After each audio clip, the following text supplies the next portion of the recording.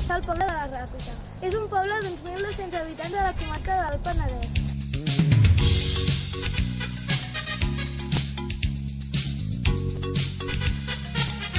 La ràdio fa que l'escola sigui diferent a les altres. N'estem molt orgullosos.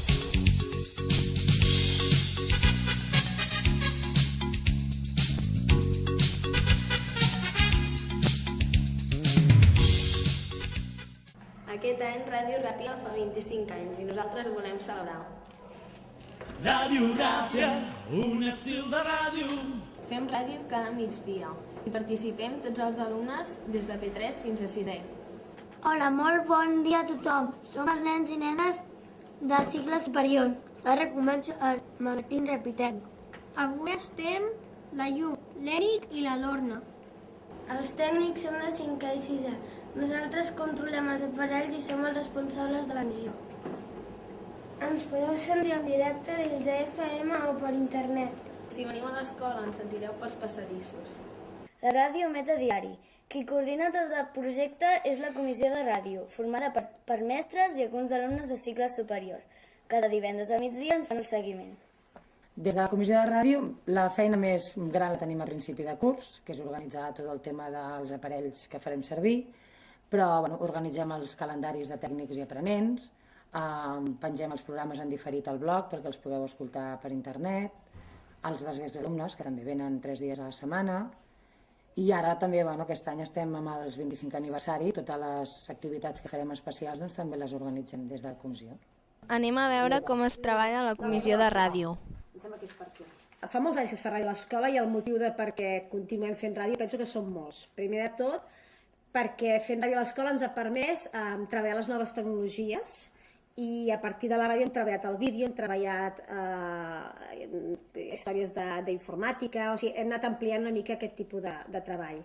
A més, hem fet un bon coneixement de l'entorn, perquè treballem la llengua, treballem que escriviu, que llegiu, que ho prepareu a casa, que tingueu capacitat de fer expressió oral. Tots aquests motius, o sigui, perquè és un treball molt transversal i que ens permet fer molts aprenentatges, per això treballem la ràdio a l'escola i per això penso que durant 25 anys s'ha continuat fent. Com ho feu amb els petits?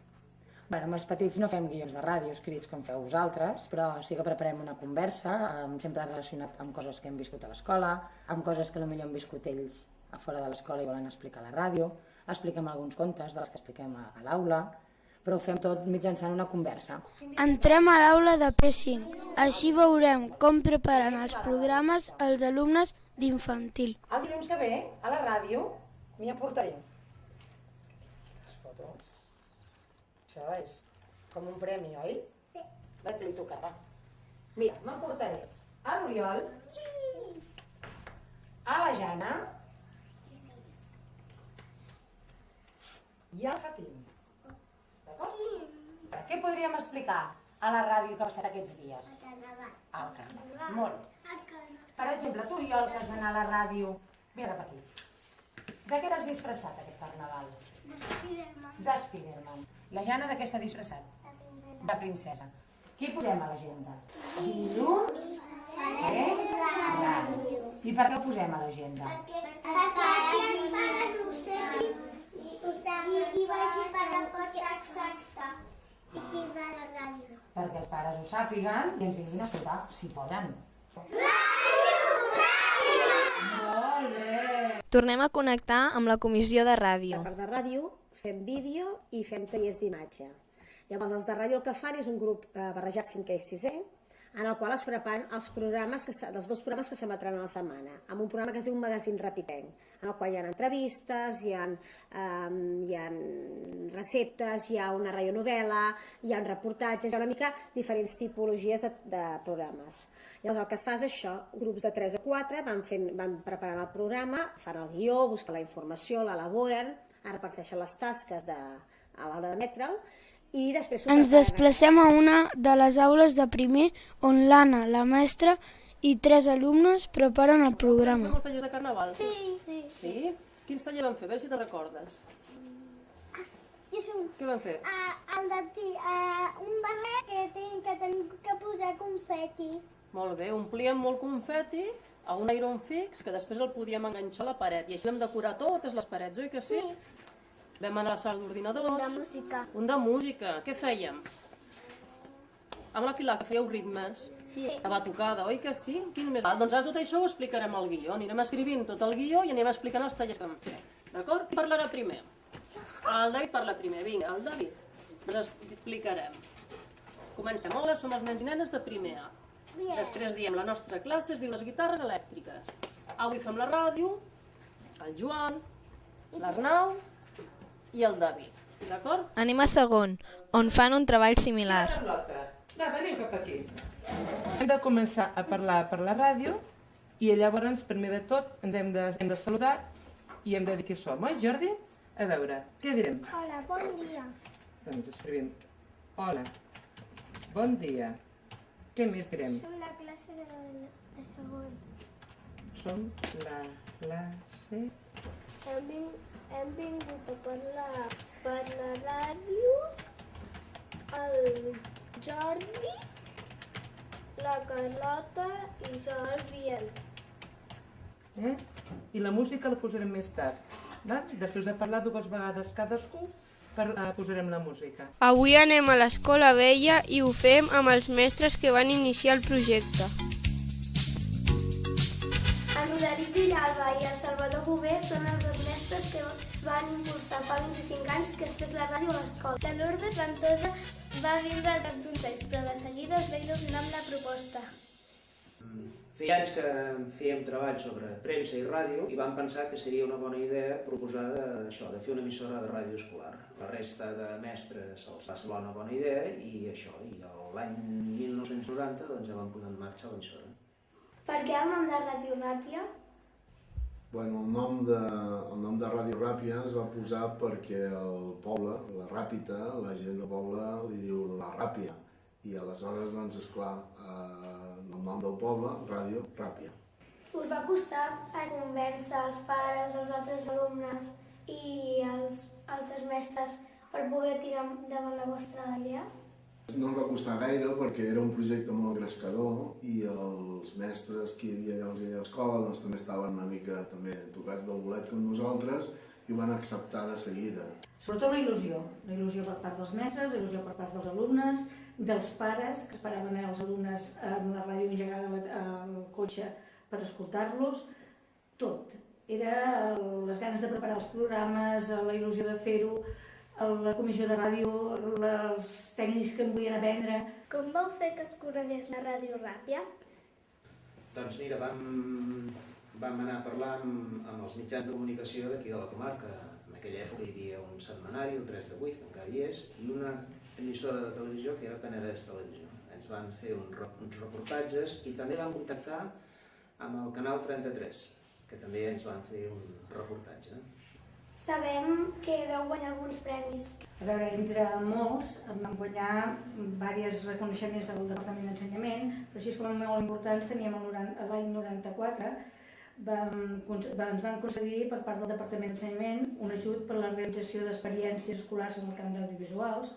El 96 teníem el Premi Estímul a les emissores locals de Catalunya, 1995, a la millor contribució a la radiodifusió cultural convocat per la Fundació Rafael Peris. Ens trobem a l'emissora amb la Montse i en Francesc, que són 2 mestres de l'època i encara estan a l'escola. 25 anys són molts. Gràcies a què creieu que s'ha pogut mantenir aquest projecte?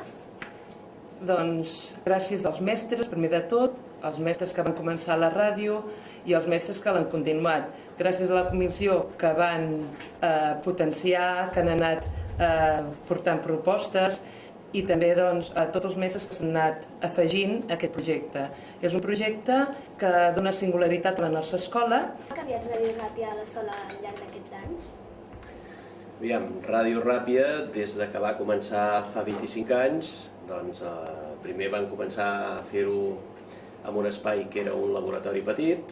Al cap de poc temps, gràcies a l'ajut de l'Ajuntament, vam fer un espai només reservat per Ràdio Ràpia. Alumnes que estaven allà fent de tècnics i els que feien de locutors i les 2 persones, si hi havia alguna entrevista, 2 persones i poca gent més hi cabia. I al fer l'escola nova, ja veus l'espai que tenim, vull dir, tenim un espai que és molt, molt gran comparat amb el que teníem.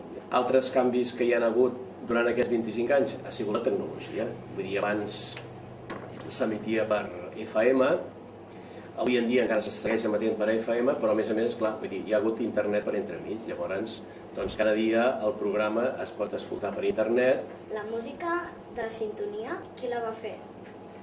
La va fer un pare de l'escola, un pare d'uns alumnes, el Mat i el David, que es diu Tomàs Carrasco. Ell, a més de la seva feina, té un grup musical i fa molts anys doncs, va decidir fer una sintonia per la nostra ràdio.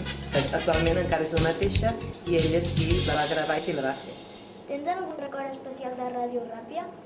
La col·locació de l'antena de la ràdio. Una col·locació que es va fer gràcies a alguns mestres, com per exemple el Francesc i algun altre, també a la brigada de l'Ajuntament i amb el suport econòmic d'una família de l'escola. Va ser un dissabte al matí i va donar inici a tota aquesta nova etapa de ràdio. Ara hem convidat els alumnes de l'escola que explicaran quins records tenen d'aquella època. Aquí tenim alguns dels alumnes que fa 25 anys van fer ràdio a la nostra escola.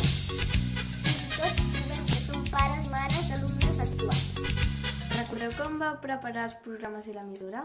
Tinc un record de com preparàvem els programes. A la setmana, el mestre deien que per parelles havíem de fer un guió sobre un tema. Llavors el preparàvem tota la setmana i quan acabàvem de fer-lo, llavors li presentàvem al mestre i el mestre li donava l'últim repàs abans que allò s'emetés. Creieu que haver fet ràdio des de petits us ha servit en el futur professional o personal? Jo crec que el fet d'haver estat en una ràdio, participant en la ràdio, m'ha servit de molt perquè a l'estudiar per ser mestre he pogut fer-lo servir com un recurs per introduir-lo a les escoles i poder treballar les habilitats aquestes comunicatives, fer que els nens s'expressin davant d'un públic que ells no veuen, però realment estan parlant per un públic i això costa molt de treballar i crec que el fet d'haver pogut participar, viure la ràdio en primera persona, doncs m'ha permès poder portar aquesta ràdio a les escoles. Algú de vosaltres em vol explicar alguna anècdota relacionada amb la ràdio? Més que una anècdota, era una falta de seriositat en aquell moment perquè érem joves i a l'hora d'estar fent ràdio, quan algú s'equivocava, algun company, llavors ens agafava el riure moltes vegades i llavors, clar, hi havia un moment que no el podíem tallar. Llavors, clar, això ens sabia greu perquè el que és el programa no podia continuar i llavors la mestra o el mestre ens renyava, perquè no hi havia la seriositat que hi havia d'haver.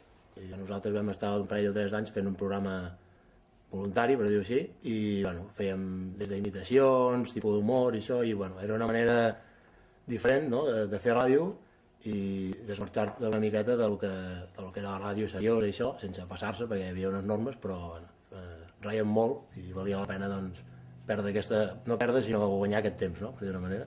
L'any que vaig tenir la sort de poder fer ràdio aquí, jo i un company, el Josep Maria Galimany, ens encarregàvem de fer les notícies, fèiem el noticiari diari. I el secret que teníem és que a l'hora del pati ens anàvem a Cal Poballa, a l'estanc del poble on tenien les revistes i diaris, i anàvem a buscar el periòdico, que tenia signat, o suposo que devien estar subscrits a l'escola, i vam descobrir que a la contraportada del periòdico hi havia un resum breu de les notícies. I durant una bona temporada ens dedicàvem a confeccionar els guions copiant el que posava en els resums de la contraportada del periòdico. Me'n recordo perfectament del dia que es va posar a l'antena dalt de les escoles velles, que es va fer un dissabte i hi havia el professor el Roderic, el Salvador, un professor que em sembla que es deia Joan, que era molt alt, i me'n recordo haver-los vist dalt la taulada posant l'antena, i de les 3 radials que sortien de l'antena, al cap de poc se'n va trencar una i l'antena de la ràdio allà va estar tota la vida fins que la van treure amb només 2 radials de les 3 que havia de tenir. Ara la Ràdio Ràpia fa 25 anys. Vosaltres pensàveu que aquesta iniciativa duraria tant? Jo crec que sí. O sigui, jo sempre he vist la ràdio molt encarrilada i l'escola sempre ha estat molt orgullosa, sempre ha apostat fort per la ràdio i jo realment veia que sí, que tenia futur. Sincerament, no. Jo creia que seria una cosa que quan el Roderic i el Salvador s'encansessin s'acabaria, els mitjans que teníem eren els que teníem, sí que es va adequar tot molt bé allà al laboratori, però sincerament pensava que el Salvador i el Roderic s'encansarien abans. Jo també pensàvem en aquell moment que no continuaria, perquè allò va començar molt fort, però després, quan la gent ja comença a perdre d'interès, a poc a poc el tema de la ràdio s'aniria traient de la vida de l'escola. Tota aquesta colla de nois i noies són exalumnes de l'escola i alguns d'ells venen per la tarda a partir de les 4 de la tarda i fan programes. Per què veniu a fer a la tarda un programa de ràdio? Doncs per entreteniment, bàsicament. Jo vinc per passar una estona amb els amics i perquè ens agrada molt fer aquesta cosa de ràdio. Quin tipus de programa feu? El programa es diu Tot Videojocs i parlem dels videojocs. Us agradaria fer-ne a l'institut? Sí, a nosaltres ens agradaria, però ara els altres, els mestres i tots, potser els hi proporciona molta feina. A mi m'agradaria fer ràdio allà, però clar, també hi ha manca d'espais. Recordeu algun moment especial a la ràdio? Home, nosaltres, de moments divertits, per mi, cada dia que fem ràdio és molt divertit, ens ho passem molt bé. Ràdio Ràpia, un estil de ràdio. Ràdio Ràpia.